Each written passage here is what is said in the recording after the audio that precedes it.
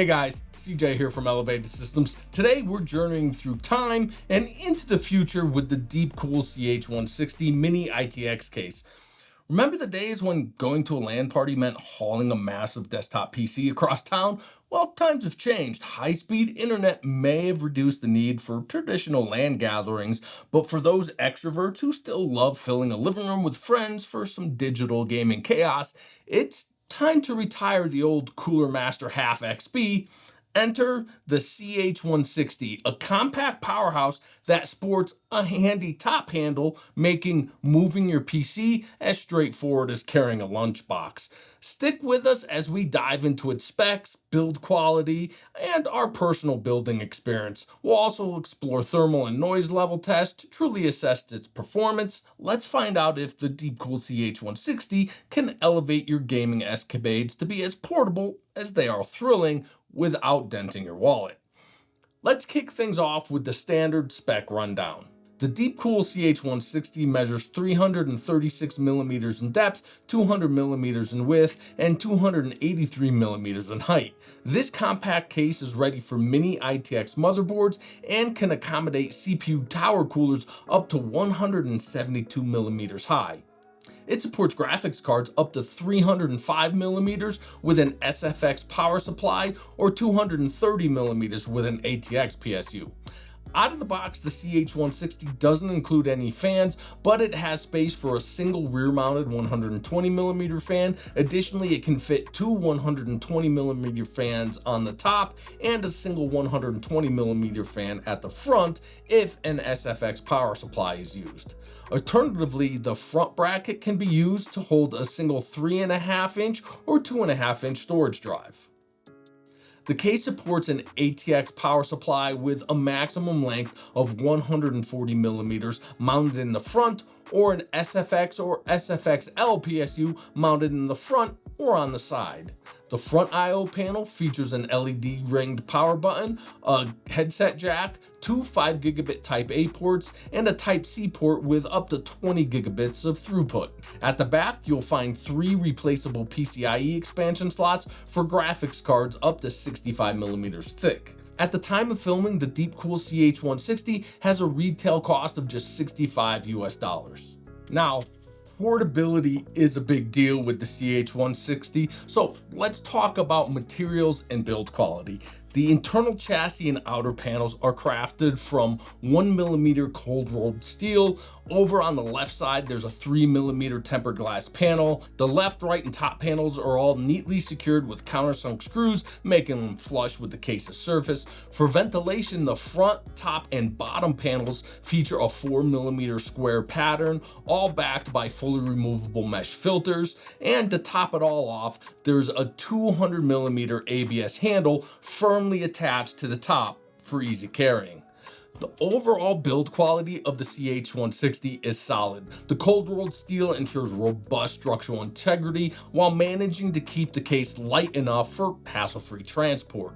No worries about chassis flex here, plus the smooth finish of the countersunk screws and the recessed cutouts for the rear I/O and PCIe expansions make it a breeze to move the case around without snagging on anything.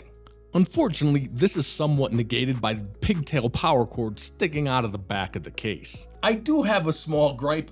I really think DeepCool could hit it out of the park by offering a version with a ventilated steel left side panel, or by including an alternate panel in the package. The current tempered glass is sleek, but it's heavier and more prone to damage if you're on the move a lot. Now, building in an ITX case like the CH160 does take a bit more planning and elbow grease. First off, the bottom I/O panel is removable, which really simplifies things, especially when it comes to sliding in the graphics card. The case also features a movable bracket that can accommodate a full-size ATX power supply. That's handy, but watch out, it'll cut down on the space for your graphics card. It also makes cable management a bit more tricky because there's absolutely no room behind the motherboard tray, so you're gonna have to get creative and tuck the extra mess of cables inside the case. For an optimal setup, I recommend using an SFX PSU mounted on the side. This setup frees up the full 305 millimeters for your graphics card. eases cable management, and allows room for a front-mounted intake fan. DeepCool made a strategic move by having no space behind the motherboard tray to maximize clearance for tower air coolers. Speaking of which, they sent over their new Assassin 4S tower air cooler with the CH160. It's basically the Assassin minus the second fan, and it fit like a glove. In fact, the full-size Assassin would even fit if you skip the rear case fan. But here's the snag, my standard 320mm test GPU doesn't fit. However, my RTX 3060 Ti Founder Edition slid in with room to spare.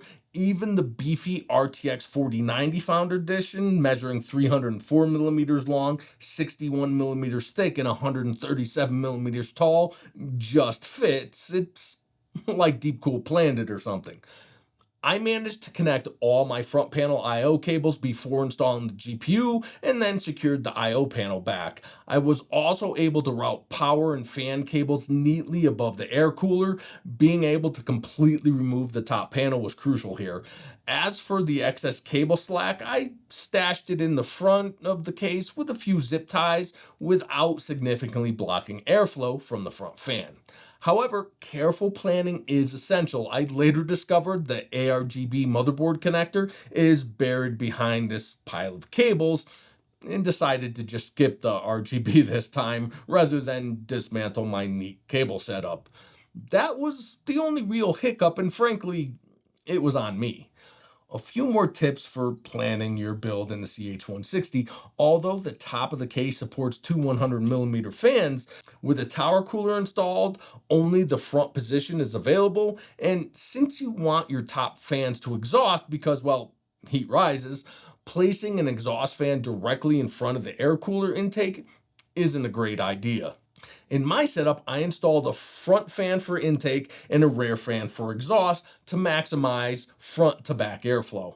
Also, while you can fit two fans on top, you can't install a 240mm AIO there. It's not that the radiator and fans won't fit, but the pump block won't fit with the radiator on top.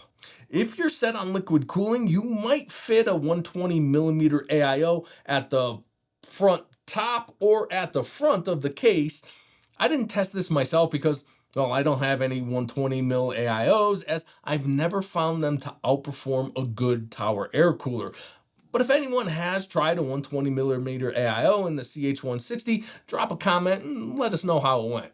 Speaking of performance, superior airflow usually isn't a strong suit for an ITX case. These smaller cases tend to heat up quickly because there's just not a lot of space for the hot air to go. However, the CH160 breaks the mold a bit thanks to its larger volume, well-ventilated panels, and space for larger air coolers, all of which help keep thermal performance in check. When we put the test system through its paces in the DeepCool CH160 compared to it on an open air test bench, the results were impressive. Based on an average of 3 AIDA64 stress tests, the CPU's temperature only increased by a single degree within the case, the motherboard maintained equilibrium, and the GPU temperature rose by just 2 degrees during a 20-minute Port Royal loop.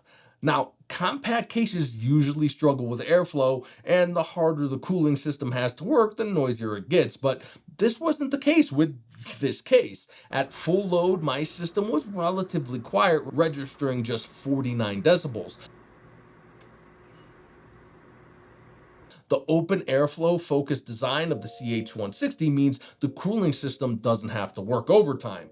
The tempered glass panel helps muffle particularly higher frequency sounds, but the overall sound profile of your system will mostly depend on the components you use. The Assassin 4S with its 140mm center tower mounted fan operates incredibly quietly. The RTX 3060 Ti Founders Edition features an over-engineered cooler that keeps it cool and quiet. I also incorporated a couple of fairly quiet in-wind Neptune fans.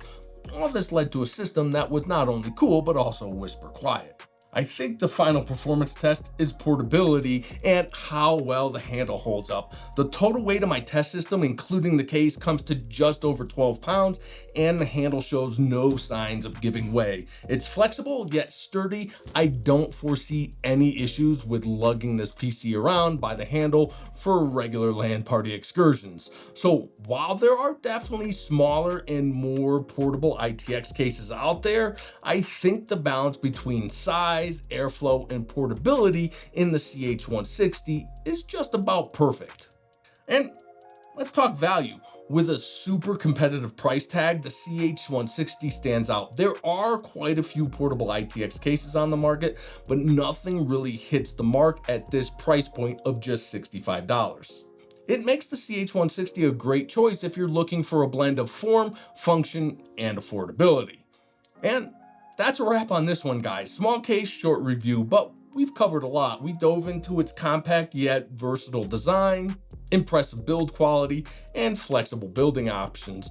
Like with most ITX systems, proper planning is key, and I do wish there was a non-tempered glass version available. However, the DeepCool CH160 stands out as a top contender for anyone looking to build a compact portable system without compromising on performance. It's been a blast sharing my thoughts on this case with you. Don't forget to like, subscribe, and hit that notification bell for more tech reviews. Until next time, happy building.